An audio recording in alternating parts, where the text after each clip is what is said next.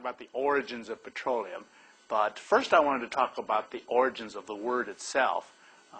Rock outcrops at the surface of the earth have been producing oil for centuries, and this oil was known as rock oil because it appeared to be coming out of the rock or seeping out of the rock. But then about the middle of the 19th century, somebody coined a word petroleum, and what it was is a petra meaning rock. It was a Greek word for rock, and oleum was a Latin word for oil, and they combined these two words to call it petroleum. And it became a popular word, and they eventually adopted by the industry itself, and now it's known as the petroleum industry. In our search for oil, it is necessary to understand the theories of how crude oil is made. To begin, we will talk about its origins, where it comes from. Next, we'll look at its chemistry and with discussion of reservoir rock properties. First, its origin. Where does oil or petroleum come from? There are two theories about where petroleum came from.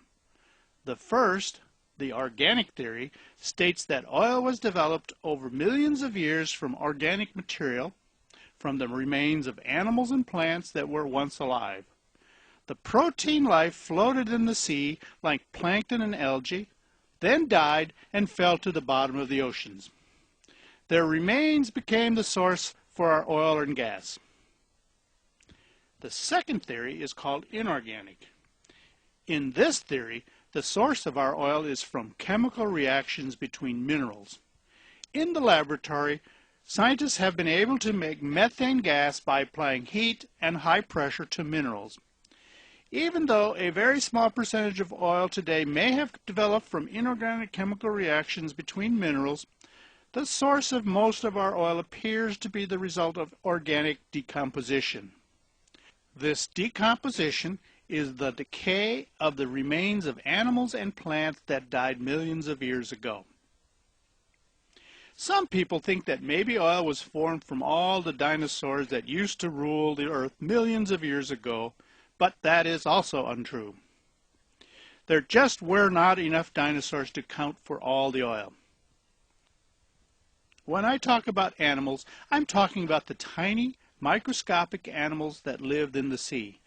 Animals like plankton and algae that lived and died in the shallow seas and oceans around the world. Now, they died under special circumstances, and what do I mean by that? As you know, when most animals die, other animals and bacteria arrive to consume their remains, leaving nothing. In the shallow waters where these animals lived, swift currents came along and pushed these animals down to where there was not enough oxygen to live, and so they died. These animals went from an aerobic environment, where there was plenty of oxygen, to an anaerobic environment with little oxygen, where they all died at the same time. In anaerobic environments, there is also not enough oxygen for most animals, microbes, or bacteria to come along and eat the remains of the plankton and algae, so they just lie there until they get buried by particles of silt and sand. This cycle gets repeated over and over again. A typical example of where this occurs is the Bosphorus Straits at the Black Sea on the coast near Turkey. These straits are a shallow, narrow channel that widen out into the deep sea. The currents force the water coming out of the straits down, carrying the microscopic animals with it. Now, over a period of millions of years, these layers of remains and sand and silt particles are buried and are covered by more layers until the first layers get buried very deep. All the weight of these layers start to press down and are squeezed, causing increases in pressure and temperature until the sedimentary layers are formed into shale. Sediments changed into rock, and the little dead microbes get cooked into hydrocarbons. This is the theory of how petroleum and coal are made. Oil is formed from animals like plankton. Coal is formed from vegetation like plants and trees, and gas is formed in deeper formations where the microbes are cooked longer. In this section, we're going to look at some of the basic chemistry of petroleum. We're going to look at the molecular structure of various types of petroleum.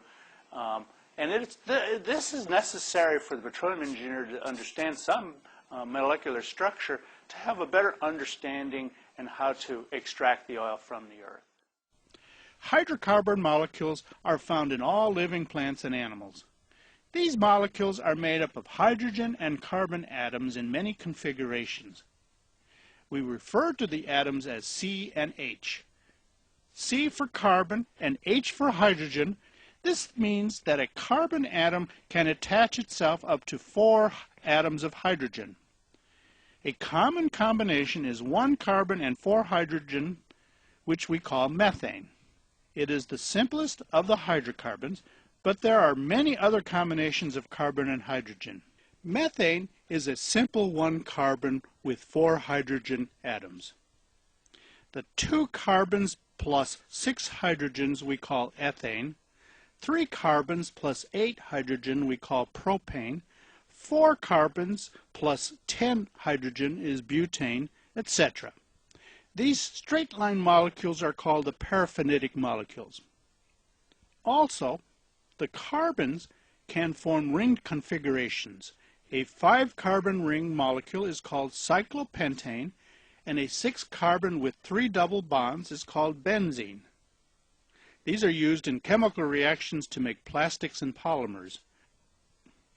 Ring molecules are called the aromatic molecules. These molecules are usually trapped within the crude oil and require the refinery process to separate them into other like molecules. We'll talk more about that when we talk about how to refine crude oil. Just know that in crude, there are hundreds of carbon and hydrogen configurations, from the simplest to very complicated, that must be separated out. Another characteristic of oil is its viscosity, which can be measured. Viscosity is defined as a liquid's resistance to flow. In this film clip, there are 2 glasses. One glass contains honey and the other water. When poured out, water pours out into the bowl much faster than the honey. We therefore say that water has a low resistance to flow, or low viscosity, while honey has a higher resistance or higher viscosity. We also measure oil according to its viscosity. Since different oils have a low viscosity or high viscosity, it is important to know the viscosity of your oil.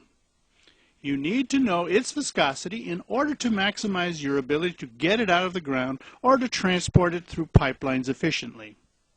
The unit of viscosity commonly used in the oil industry is called the centipoise. Let's look at another example. Each of these 5 tubes contains fluids of varying viscosity. Watch the silver balls as they sink to the bottom. The one on the far right sinks rapidly, so we know that that tube contains a fluid with low viscosity. The tube on the far left contains a fluid with high viscosity.